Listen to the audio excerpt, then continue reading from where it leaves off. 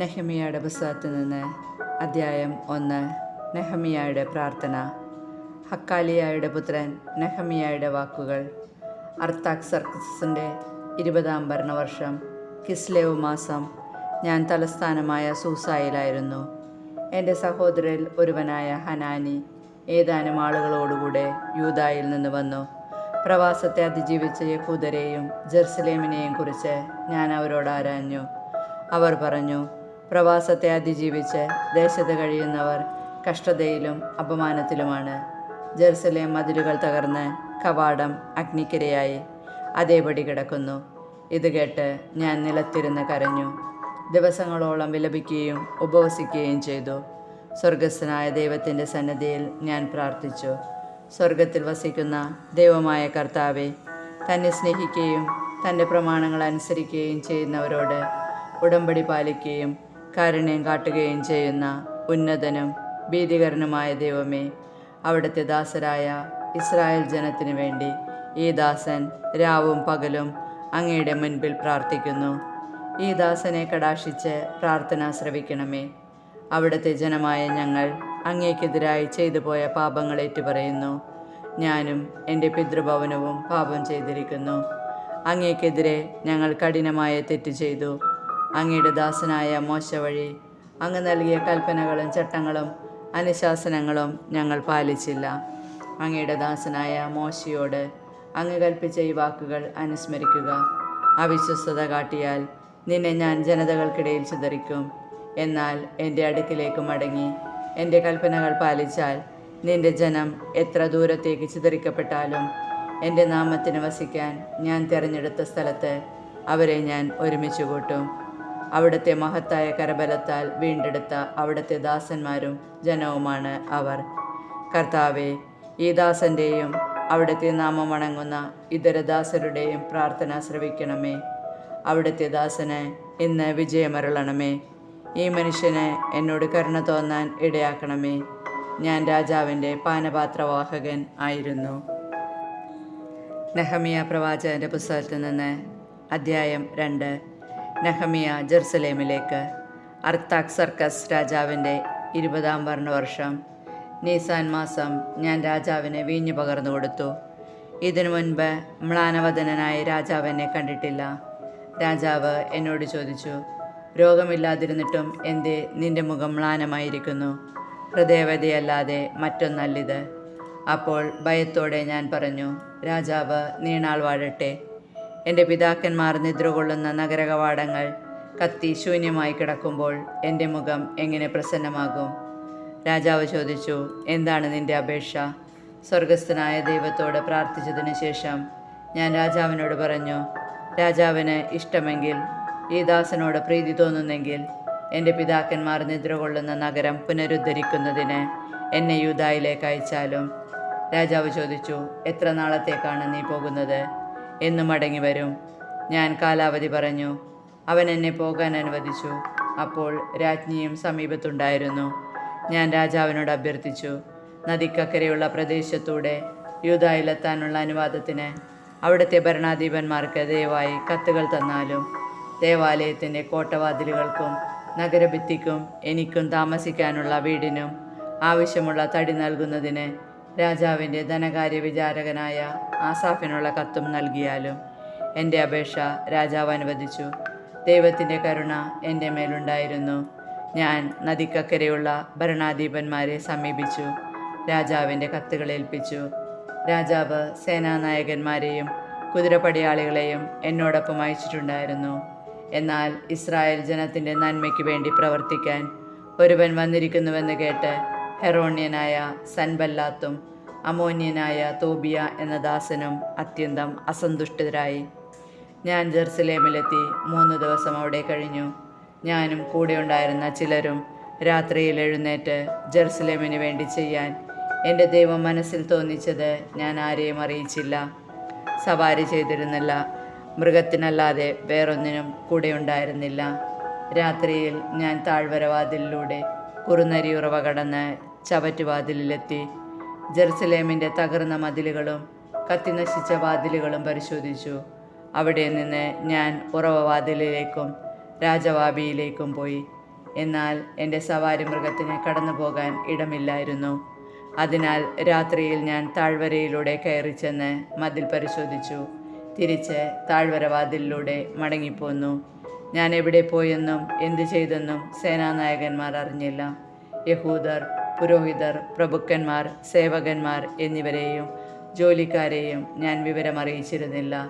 ഞാൻ അവരോട് പറഞ്ഞു, നമ്മുടെ ദുസ്ഥിതി നിങ്ങൾ കാണുന്നില്ലേ? ജെറുസലേം വാതിലുകൾ കത്തിനശിച്ച് കിടക്കുന്നു. വരുവൻ, നമുക്ക് ജെറുസലേമിൻ്റെ മതിൽ പണിയാം. മേലിൽ ഈ അവമതി നമുക്കുണ്ടാവരുത്. എൻ്റെ ദൈവത്തിൻ്റെ കരം എനിക്ക് സഹായത്തിനുണ്ടായിരുന്നെന്നും രാജാവ് എന്നോട് എന്ത് പറഞ്ഞെന്നും ഞാൻ അവരെ അറിയിച്ചു. നമുക്ക് പണി തുടങ്ങാം എന്ന് പറഞ്ഞുകൊണ്ട് അവർ ജോലിക്ക് തയ്യാറായി. എന്നാൽ ഹൊറോണ്യനായ സൻബല്ലാത്തും അമോന്യനായ തോബിയ എന്ന ദാസനും അറേബ്യനായ ഗഷേമും ഇത് കേട്ട് ഞങ്ങളെ പരിഹസിച്ചു പറഞ്ഞു, നിങ്ങൾ എന്താണ് ഈ ചെയ്യുന്നത്? രാജാവിനോടാണോ മത്സരം? ഞാൻ മറുപടി നൽകി, സ്വർഗത്തിൻ്റെ ദൈവം ഞങ്ങൾക്ക് വിജയം നൽകും. അവിടുത്തെ ദാസന്മാരായ ഞങ്ങൾ പണിയും. എന്നാൽ നിങ്ങൾക്ക് ജെറുസലേമിൽ ഓഹരിയോ അവകാശമോ സ്മാരകമോ ഉണ്ടായിരിക്കുകയില്ല. നെഹമ്യാ പ്രവാചകന്റെ പുസ്തകത്തിൽ നിന്ന് അദ്ധ്യായം 3. മതിൽ പുനരുദ്ധരിക്കുന്നു. പ്രധാന പുരോഹിതനായ എലിയാഷിബ് സഹപുരോഹിതന്മാരോടൊത്ത് അജകവാടം പണിതു. അവർ അതിൻ്റെ പ്രതിഷ്ഠാകർമ്മം നടത്തുകയും കതകുകൾ പിടിപ്പിക്കുകയും ചെയ്തു.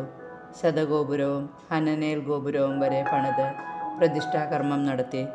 അതിനോട് ചേർന്ന ഭാഗം ജെറീക്കോക്കാരും അതിനപ്പുറം ഇമ്രിയുടെ പുത്രൻ സക്കൂറും പണിതു. ഹസ്സേനായുടെ പുത്രന്മാർ മത്സ്യകവാടം പണിത് അതിന് ഉത്തരം, കതകുകൾ, കുറ്റികൾ, ഓടാമ്പലുകൾ എന്നിവ ഘടിപ്പിച്ചു. അടുത്ത ഭാഗം ഹക്കോസിൻ്റെ പുത്രനായ ഊറിയായുടെ പുത്രൻ മെറോമോത്ത് പുതുക്കി പണിതു.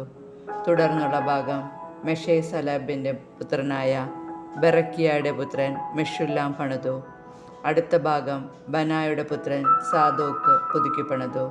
തെക്കോവക്കാരാണ് അടുത്ത ഭാഗം പണിതത്. എന്നാൽ മേലാളന്മാർ നിശ്ചയിച്ച ജോലി പ്രമുഖന്മാർ ചെയ്തില്ല. പാസേയായുടെ പുത്രൻ യയാദിയായും ബസോദയായുടെ പുത്രൻ മെഷുല്ലാമും കൂടെ പ്രാചീന കവാടം പുതുക്കിപ്പണിത് ഉത്തരം, കതകുകൾ, കുറ്റികൾ, ഓടാമ്പലുകൾ എന്നിവ ഉറപ്പിച്ചു. ഗിബയോൻകാരനായ മെലാത്തിയായും മെറോനോത്യനായ യാദോനും ഗിബയോനിലെയും മിസ്പായിലെയും ആളുകളും തുടർന്നുള്ള ഭാഗം പണിതു. ഇവർ നദിക്കക്കരെയുള്ള ദേശത്തിൻ്റെ അധിപതിമാരുടെ കീഴിലായിരുന്നു. തുടർന്നുള്ള ഭാഗം സ്വർണ്ണപ്പണിക്കാരനായ ഹർഹയായുടെ പുത്രൻ ഉസ്സിയേൽ പണിതു. പിന്നീടുള്ള ഭാഗം സുഗന്ധദ്രവ്യ വ്യാപാരിയായ ഹനാനിയ പണിതു. അങ്ങനെ അവർ വിശാല മതിൽ വരെ ജെറുസലേം പുനരുദ്ധരിച്ചു. ജെറുസലേമിൻ്റെ അർദ്ധഭാഗത്തിൻ്റെ അധിപനായ ഹൂറിൻ്റെ പുത്രൻ റഫായ അടുത്ത ഭാഗം പണിതു. ഹറൂമാഫിൻ്റെ പുത്രൻ യദായ തൻ്റെ വീടിനു നേരെയുള്ള ഭാഗം പണിതു. അഷാബനായുടെ പുത്രൻ ഹത്തൂഷ് തുടർന്നുള്ള ഭാഗം പണിതു. ഹാരിമിൻ്റെ പുത്രൻ മൽക്കിയായും പഹാത്ത് മോവാബിൻ്റെ പുത്രൻ ഹഷൂബും അടുത്ത ഭാഗവും ചൂളഗോപുരവും പണിതു. അടുത്ത ഭാഗം ജെറുസലേമിൻ്റെ മറ്റേ അർദ്ധഭാഗത്തിൻ്റെ അധിപനായ ഹല്ലോഹിഷിയുടെ പുത്രൻ ഷല്ലൂമാം പുത്രിമാരും പണിതു. ഹാനോനും സനോവ നിവാസികളും താഴ്വര കവാടം പുതുക്കി അതിന് കതകുകൾ, കുറ്റികൾ, ഓടാമ്പലുകൾ എന്നിവ ഘടിപ്പിക്കുകയും ചവറ്റുവാതിൽ വരെ 1000 മുഴം നീളത്തിൽ മതിലിൻ്റെ അറ്റകുറ്റപ്പണി തീർക്കുകയും ചെയ്തു. ബത്ത് ഹെക്കേറേം പ്രദേശത്തിൻ്റെ അധിപനും റേഗാബിൻ്റെ പുത്രനുമായ മൽക്കിയ ചവറ്റുവാതിൽ പുതുക്കിപ്പണത് അതിന് കതകുകൾ, കുറ്റികൾ, ഓടാമ്പലുകൾ എന്നിവ പിടിപ്പിച്ചു. മിസ്പായുടെ അധിപനും കൊൽഹോസയുടെ പുത്രനുമായ ഷല്ലൂം ഉറവവാതിൽ പുതുക്കി മേഞ്ഞ് കതകുകൾ, കുറ്റികൾ, ഓടാമ്പലുകൾ എന്നിവ ഘടിപ്പിച്ചു. അവൻ രാജകീയോദ്യാനത്തിലെ ഷേലാക്കുളം കെട്ടിച്ച് ദാവീദിൻ്റെ നഗരത്തിലേക്ക് ഇറങ്ങുന്ന കോണിപ്പടി വരെ പണി തീർത്തു. ബേത്സൂറിൻ്റെ അർദ്ധഭാഗത്തിൻ്റെ അധിപനും അസ്ബുക്കിൻ്റെ പുത്രനുമായ നെഹമിയ ദാവീദിൻ്റെ ശവകുടീരത്തിന് എതിർഭാഗം വരെയും കൃത്രിമമാബി വരെയും പടത്താവളം വരെയും അറ്റകുറ്റപ്പണികൾ നടത്തി. തുടർന്നുള്ള ഭാഗം ലേവ്യർ പണിതു. ബാനിയുടെ പുത്രൻ രേഹും അടുത്ത ഭാഗം പണിതു. തുടർന്ന് കെയിലായുടെ അർദ്ധഭാഗത്തിൻ്റെ അധിപതിയായ ഹഷാബിയ തൻ്റെ ദേശത്തെ പ്രതിനിധാനം ചെയ്ത് പണി നടത്തി. തുടർന്നുള്ള ഭാഗം കെയിലായുടെ മറ്റേ അർദ്ധഭാഗത്തിൻ്റെ അധികാരിയും ഹെനാദാദിൻ്റെ പുത്രനുമായ ബാവായിയും ചാർച്ചക്കാരും ചേർന്ന് പണിതു. തുടർന്നുള്ള മിസ്പായുടെ ഭരണാധികാരിയും യശുവയുടെ പുത്രനുമായ ഏസർ മതിൽ തിരിയുന്നിടത്തെ ആയുധപ്പുരയിലേക്കുള്ള കുന്നിനെതിരെയുള്ള ഭാഗം പണിതു. അവിടം മുതൽ പ്രധാന പുരോഹിതൻ എലിയാഷിബിൻ്റെ ഭവനകവാടം വരെ സാബായിയുടെ പുത്രൻ ബാറൂക്ക് പുതുക്കിപ്പണിതു. അവിടം മുതൽ എലിയാഷിബിൻ്റെ വീടിൻ്റെ അതിർത്തി വരെയുള്ള ഭാഗം ഹക്കോസിൻ്റെ പുത്രനായ ഊറിയായുടെ പുത്രൻ മെറോമോത്ത് പണിതു. പിന്നീടുള്ള ഭാഗം ജെറുസലേമിന് ചുറ്റും വസിച്ചിരുന്ന പുരോഹിതന്മാർ പണിതു. തുടർന്ന് ബെഞ്ചമിനും ഹാഷൂബും തങ്ങളുടെ വീടിന് നേരെയുള്ള ഭാഗം പുതുക്കിപ്പണിതു. അനനിയായുടെ പുത്രനായ മാസേയായുടെ പുത്രൻ അസറിയ തൻ്റെ വീടിനോട് ചേർന്ന ഭാഗം തുടർന്ന് പണിതു. അവനുശേഷം ഹനാദാദിൻ്റെ പുത്രൻ ബിന്നൂയി അസറിയായുടെ വീട് മുതൽ മതിൽ തിരിയുന്നത് വരെയുള്ള ഭാഗം പണിതു. അവിടെ കാവൽഭടന്മാരുടെ അങ്കണത്തിലേക്ക് തള്ളി നിൽക്കുന്ന കൊട്ടാര ഗോപുരത്തിൻ്റെ എതിർവശത്തുള്ള ഭാഗം ഉസിയായുടെ പുത്രൻ പലാൽ പണിതു. ഫറോഷിൻ്റെ പുത്രൻ പെദായയും ഓഫേൽ നിവാസികളായ ദേവാലയ ശുശ്രൂഷകരും കിഴക്കുവശത്തെ ജലകവാടത്തിനും തള്ളി നിൽക്കുന്ന ഗോപുരത്തിനുമെതിരെയുള്ള ഭാഗം പുതുക്കിപ്പണിതു. വലിയ ഗോപുരത്തിൻ്റെ എതിരെ ഓഫൽ ഭിത്തി വരെയുള്ള ഭാഗം തെക്കോവാക്കാർ പുതുക്കിപ്പണിതു. അശ്വകവാടം മുതൽ തങ്ങളുടെ വീടിന് നേരെയുള്ള ഭാഗം പുരോഹിതന്മാർ പണിതു. തുടർന്ന് ഇമ്മറിൻ്റെ പുത്രൻ സാദോക്ക് തൻ്റെ വീടിനെതിരെയുള്ള ഭാഗം പണിതു. കിഴക്കേ കവാട സൂക്ഷിപ്പുകാരനായ ഷെക്കേനിയായുടെ പുത്രൻ ഷെമായിയ തുടർന്നുള്ള ഭാഗം പണിതു. അടുത്ത ഭാഗം ഷെലേമിയായുടെ പുത്രൻ ഹനാനിയായും സലാഫിൻ്റെ 6ാമത്തെ പുത്രൻ ഹാനൂനും പുതുക്കി പണിതു. ബറേക്കിയയുടെ പുത്രൻ മെഷുല്ലാം തൻ്റെ വീടിനെതിരെയുള്ള ഭാഗം തുടർന്ന് പുതുക്കി പണിതു. അവനുശേഷം സ്വർണ്ണപ്പണിക്കാരായ മൽക്കിയ ഭടന്മാരെ വിളിച്ചുകൂട്ടുന്ന മതിൽ തിരിയുന്നിടത്തെ കവാടത്തിൻ്റെയും മാളികമുറിയുടെയും എതിർവശം ദേവാലയ ശുശ്രൂഷകരുടെയും വ്യാപാരികളുടെയും വീട് വരെ പുതുക്കിപ്പണിതു. അവിടം മുതൽ അജകവാടം വരെയുള്ള ഭാഗം സ്വർണ്ണപ്പണിക്കാരും വ്യാപാരികളും പുതുക്കിപ്പണിതു. നെഹമ്യാ പ്രവാചകൻ്റെ പുസ്തകത്തിൽ നിന്ന് അധ്യായം 4. മതിൽ പണിക്ക് തടസ്സം. ഞങ്ങൾ മതിൽ നിർമ്മിക്കുന്നുവെന്ന് കേട്ട് സൻബല്ലാത്ത് ക്രുദ്ധനായി. അവൻ ഞങ്ങളെ പരിഹസിച്ചു. അവൻ ചാർച്ചക്കാരുടെയും സമരിയ സൈന്യത്തിൻ്റെയും മുമ്പാകെ യഹൂദരെ പരിഹസിച്ച് പറഞ്ഞു, ദുർബലന്മാരായ യഹൂദർ എന്താണ് ചെയ്യുന്നത്? അവർ എല്ലാം പുനരുദ്ധരിക്കുകയും ബലിയർപ്പിക്കുകയും ഒറ്റ ദിവസം കൊണ്ട് പണി തീർക്കുകയും ചെയ്യാമെന്ന് വ്യാമോഹിക്കുന്നുവോ? കത്തി നശിച്ച അവശിഷ്ടങ്ങളിൽ നിന്ന് പണിയാൻ കല്ല് വീണ്ടെടുക്കാൻ കഴിയുമോ? അവൻ്റെ സമീപത്ത് നിന്ന് അമോന്യനായ തോബിയ പറഞ്ഞു, ശരിയാണ്, അവരെന്താണ് ഈ പണിയുന്നത്? ഒരു കുറുനരി കയറിയാൽ മതി, അവരുടെ കന്മതിൽ പൊളിഞ്ഞു വീഴും. ഞങ്ങളുടെ ദൈവമേ, ശ്രവിക്കണമേ, ഞങ്ങൾ നിന്ദിക്കപ്പെടുന്നു. അവരുടെ പരിഹാസം അവരുടെ ശിരസ്സുകളിൽ തന്നെ പതിക്കാൻ ഇടയാക്കണമേ. ശത്രുക്കൾ അവരെ കൊള്ളയടിക്കുകയും തടവുകാരാക്കുകയും ചെയ്യട്ടെ. അവരുടെ കുറ്റം മറയ്ക്കരുതേ. അങ്ങയുടെ ദൃഷ്ടിയിൽ നിന്ന് പാപം മായ്ച്ചു കളയരുതേ.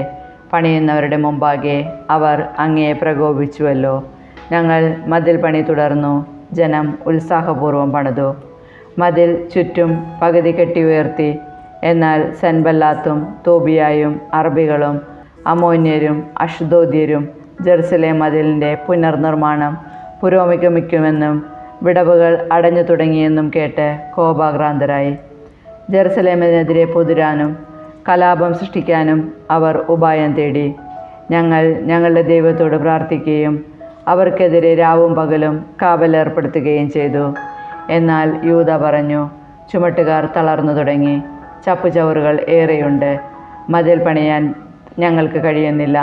ശത്രുക്കൾ പറഞ്ഞു, നാം അവരുടെ ഇടയിൽ കടന്ന് അവരെ കൊല്ലുകയും പണി തടയുകയും ചെയ്യുന്നതുവരെ അവർ അറിയുകയോ കാണുകയോ ചെയ്യരുത്. ശത്രുക്കളുടെ ഇടയിൽ പാർത്തിരുന്ന യഹൂദർ 10 പ്രാവശ്യം ഞങ്ങളെ അറിയിച്ചു, അവർ എല്ലായിടത്തു നിന്ന് നമുക്കെതിരെ വരും. അതിനാൽ ഞാൻ ജനത്തെ കുടുംബക്രമത്തിൽ വാൾ, കുന്തം, വില്ല് എന്നിവയുമായി മതിലിന് പുറകിൽ തുറസായ സ്ഥലത്ത് മതിലിന് പൊക്കം പോരാത്തിടത്ത് അണിനിരത്തി. ഞാൻ ചുറ്റും നോക്കി ശ്രേഷ്ഠന്മാരോടും നായകന്മാരോടും ജനത്തോടും പറഞ്ഞു, അവരെ ഭയപ്പെടേണ്ട. നിങ്ങളുടെ സഹോദരന്മാർ, പുത്രിപുത്രന്മാർ, ഭാര്യമാർ എന്നിവർക്കും നിങ്ങളുടെ ഭവനങ്ങൾക്കും വേണ്ടി പോരാടുന്ന ഉന്നതനും ഭീതികരനുമായ കർത്താവിനെ ഓർക്കുവേൻ. ഞങ്ങൾ ഇതെല്ലാം അറിഞ്ഞെന്നും അവരുടെ ഉപായം ദൈവം നിഷ്ഫലമാക്കിയെന്നും അവർ അറിഞ്ഞു. ഞങ്ങൾ പണി തുടർന്നു. അന്നു മുതൽ എൻ്റെ സേവകരിൽ പകുതി പേർ പണിയിലേർപ്പെടുകയും പകുതി പേർ കുന്തം, പരിച, വില്ല്, പടച്ചട്ട എന്നിവയുമായി കാവൽ നിൽക്കുകയും ചെയ്തു. മതിൽ പണിയിൽ ഏർപ്പെട്ട യൂദാജനത്തിൻ്റെ പിന്നിൽ നേതാക്കന്മാർ നിലയുറപ്പിച്ചു. ചുമട്ടുകാർ ഒരു കൈയിൽ ഭാരവും മറുകൈയിൽ ആയുധവും വഹിച്ചു. പണിയിലേർപ്പെട്ടവർ അരയിൽ വാൾ ധരിച്ചിരുന്നു. കാഹളക്കാർ എൻ്റെ സമീപം നിന്നു. പ്രമുഖന്മാർ, നായകന്മാർ, ജനം എന്നിവരോട് ഞാൻ പറഞ്ഞു, ജോലി ദുഷ്കരവും വിപുലവുമാണ്. മതിലിൻ്റെ പണിയിലേർപ്പെട്ട് നമ്മൾ പലയിടത്തായിരിക്കുന്നു. നിങ്ങളെവിടെയായിരുന്നാലും കാഹളം കേൾക്കുമ്പോൾ ഞങ്ങൾക്ക് ചുറ്റും വന്നുകൂടുവിൻ. നമ്മുടെ ദൈവം നമുക്ക് വേണ്ടി പോരാടും. അങ്ങനെ ഞങ്ങൾ പണിയിൽ മുഴുകി. പകുതി പേർ പ്രഭാതം മുതൽ നക്ഷത്രങ്ങൾ തെളിയുന്നതുവരെ കുന്തം വഹിച്ചു നിന്നു. അപ്പോൾ ഞാൻ ജനത്തോട് പറഞ്ഞു, ഓരോ ആളും ഭൃത്യനോടുകൂടെ രാത്രി ജെറുസലേമിൽ കഴിക്കുക. അങ്ങനെ രാത്രി കാവലും പകൽ ജോലിയും നടക്കട്ടെ. ഞാനും സഹോദരരും ഭൃത്യന്മാരും എന്നെ അനുഗമിച്ച കാവൽക്കാരും വസ്ത്രം മാറ്റിയില്ല. ഓരോരുത്തരും ആയുധമേന്തിയിരുന്നു.